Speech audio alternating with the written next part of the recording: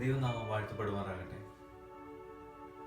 തിരുവചനത്തിൽ നാം കാണുന്ന ഒന്നാണ്, ദൈവത്തെ അന്വേഷിക്കുന്ന ബുദ്ധിമാനുണ്ടോ എന്ന് കാണുവാൻ ദൈവം സ്വർഗത്തിൽ നിന്നും ഭൂമിയിലേക്ക് നോക്കുന്നു. എന്നാൽ ദൈവത്തിന് ആരെയും കണ്ടെത്തുവാൻ സാധിക്കുന്നില്ല. എങ്കിലും പ്രിയമുള്ളവരെ, കർത്താവ് നമ്മെക്കുറിച്ച് ആഗ്രഹിക്കുന്നത് നമ്മുടെ മാനസാന്തരമാണ്. പാപത്തിന്റെ വഴിയിട്ട് കർത്താവിന്റെ സന്നിധിയിൽ നാം ചേർക്കപ്പെടണമെങ്കിൽ നമ്മുടെ ജീവിതത്തെ നാം മാനസാന്തരത്തിന്റെ വഴിയിൽ കൊണ്ടുപോയെങ്കിലേ സാധ്യമാവുകയുള്ളൂ. മാനസാന്തരത്തിനെ കുറിച്ച് പാടുന്ന ഒരു പാട്ടിന്റെ ചില ഈരടികൾ ഞങ്ങൾ പാടുവാൻ ശ്രമിക്കുകയാണ്. ദൈവം നമ്മെ അനുഗ്രഹിക്കുമാറാകട്ടെ.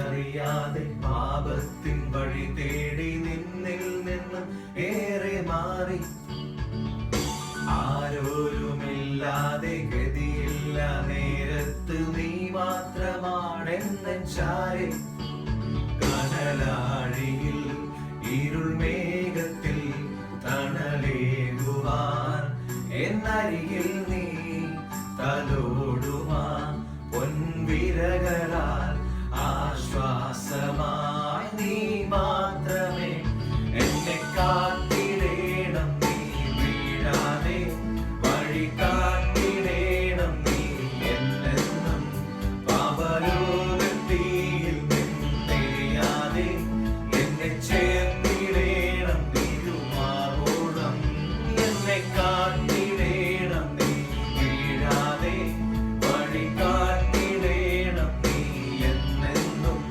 പാപലോകത്തിൽ നിന്നെറിയാതെ എന്നെ ചേർത്തിടേണം. തിരുമാവോളം